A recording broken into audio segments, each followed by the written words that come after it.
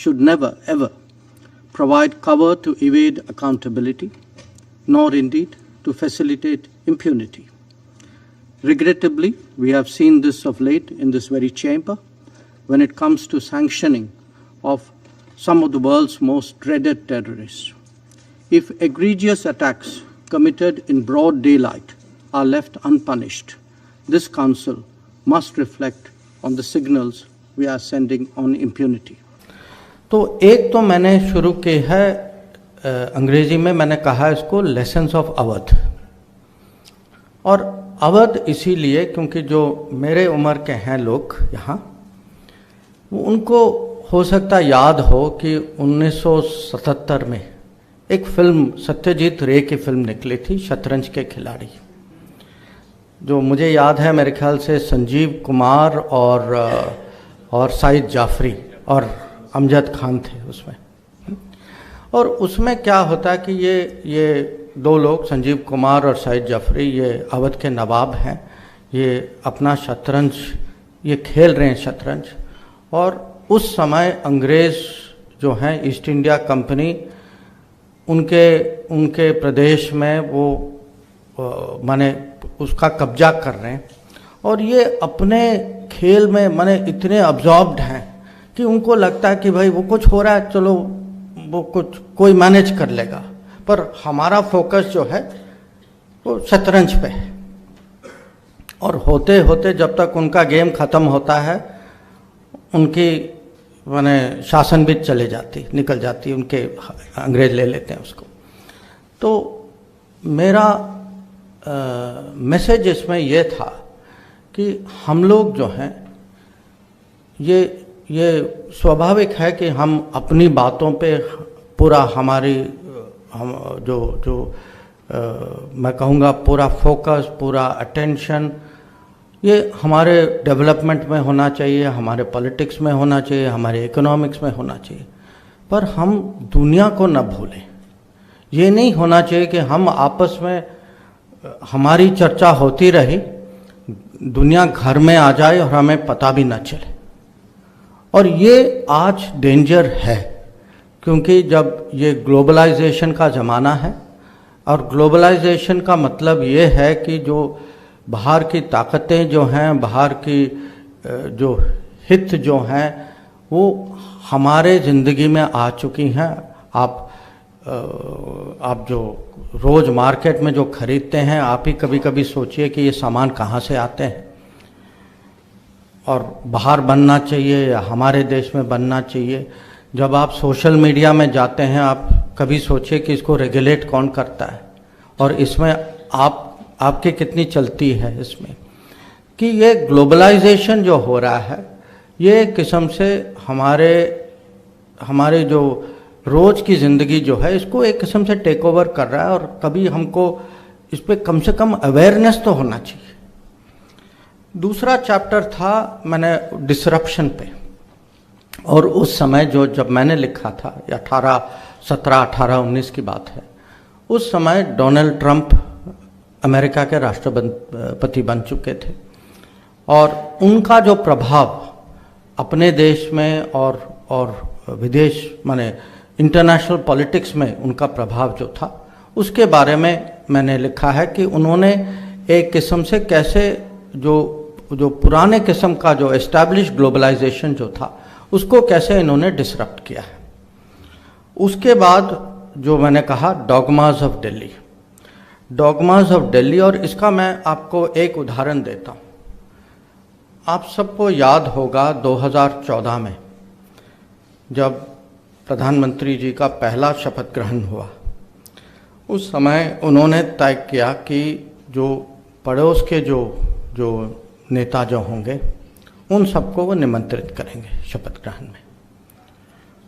और ये मैं अभी तो आपको लगता कि मैंने इसमें क्या बड़ी बात है, पर उस समय ये मैं आपको कह सकता हूँ कि जो फॉरेन पॉलिसी एस्टैब्लिशमेंट जो थी, उनके लिए ये बहुत माने बिल्कुल अजीब आइडिया था। अभी तक कभी हुआ नहीं था किसी के मन में, या आइडिया मैंने किसी ने सोचा भी नहीं था, और ये भी नहीं था कि लोगों को लगा कि वो आएंगे नहीं आएंगे पता नहीं, और इसकी सोच क्या है। तो एक किस्म से उन्होंने पहले दिन प्रधानमंत्री बनते हुए जो पुरानी सोच जो थी उसको चैलेंज किया उन्होंने। और ये पुरानी सोच जो है ये डॉगमा है। डॉगमा माने आपकी ये आदत बन चुकी है। हो सकता है कि कभी माने इसका कारण हो उस समय जब बात शुरू हुई, पर समय के हिसाब से आप चेंज नहीं कर रहे कि आपको लगता है कि ये मैंने तय किया है, ये एक ही सत्य है, ये इसके अलावा कुछ हो नहीं सकता, इस कोई और किसी की सोच कुछ अलग होगी तो वो गलती उनकी है।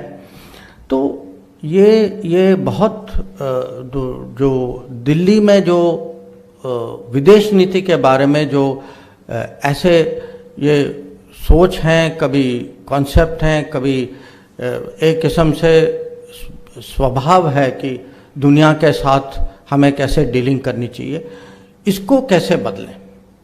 और ये कभी कभी ऐसा भी होता है, मैं महाभारत का विजय जी ने जिक्र किया था कि दूसरों के मामलों में कहीं दुनिया में कुछ प्रॉब्लम हो जाए, हमें नहीं पढ़ना चाहिए। और ये भी एक किस्म से डॉगमा है।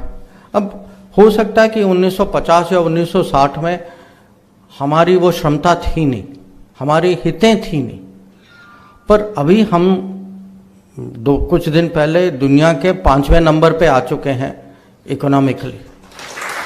अब जो 20 नंबर में होता है और जो 5 नंबर में होता है उसकी सोच एक नहीं हो सकती।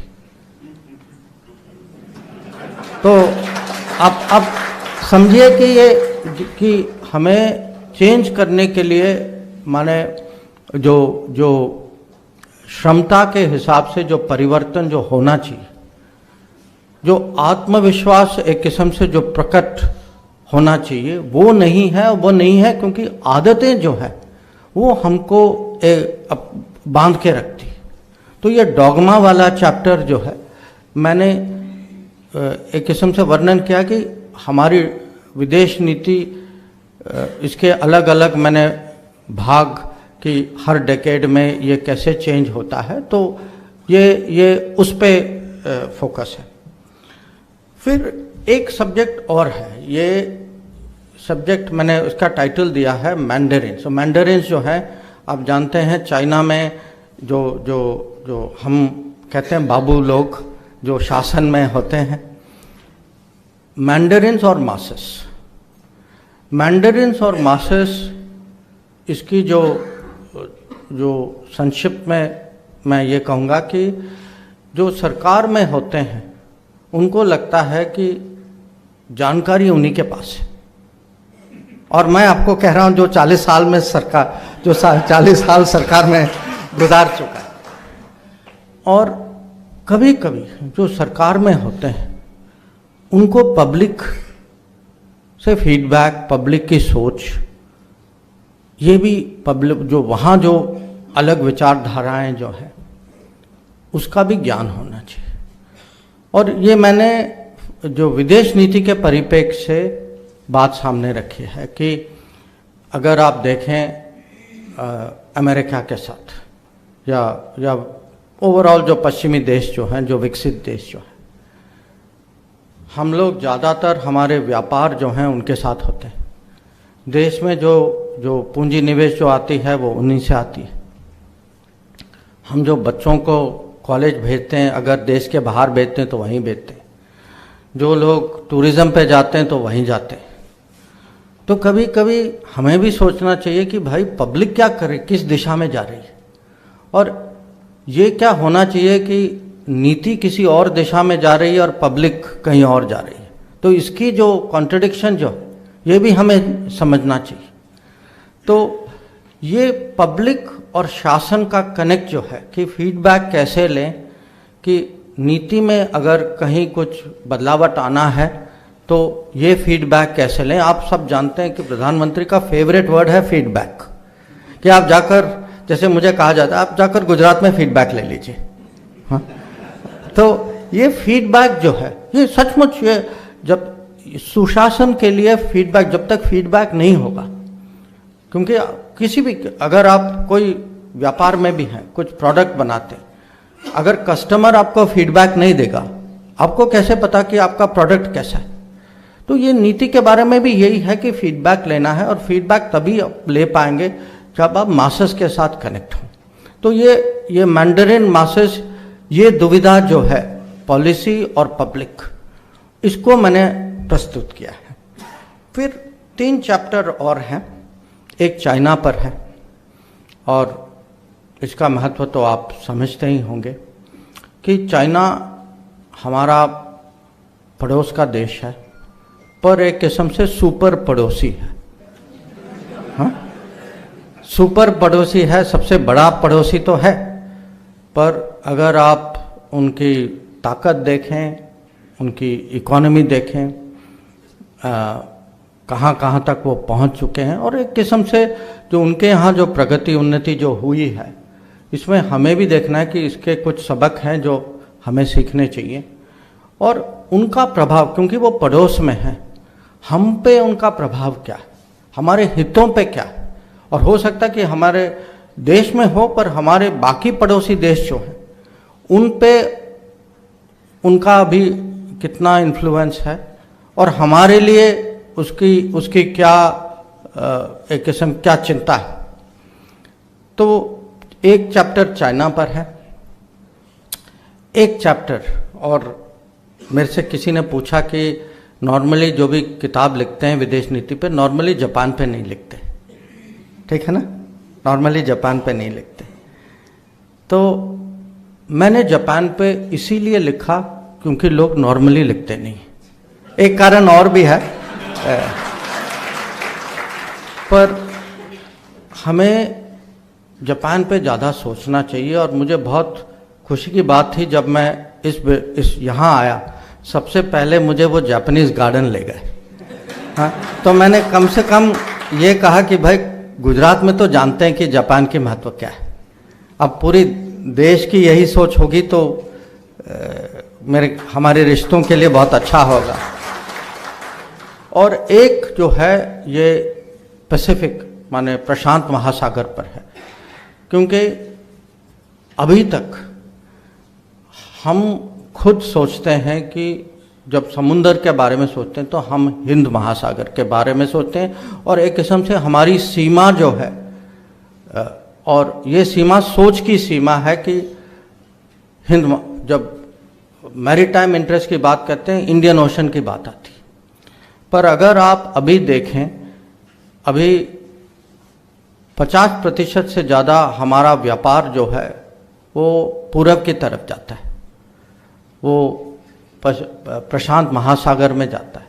और अभी जो लाइन जो है हिंद सागर महासागर और प्रशांत महासागर, वो लाइन एक किस्म से लाइन कहीं मैप पर है, किसी एटलस में लिखा है, हकीकत में ऐसा कुछ नहीं है कि जो सामान जो जाता है, जो नौसेना जो आती हैं, जो जहाज़ें जो आपस बीच में जो जाती हैं, वो ऊपर नीचे जाती हैं। तो हमें ये एक किस्म से जो ऐतिहासिक सीमा जो है इसको हमें पार करना चाहिए। हमें हमारी सोच, क्योंकि हमारी हितें जो हैं वो और ज़्यादा हो गई हैं, और ये इंडो पैसिफिक एक किस्म से एक नई कॉन्सेप्ट, स्ट्रेटेजिक कॉन्सेप्ट अभी दुनिया में चल रही है।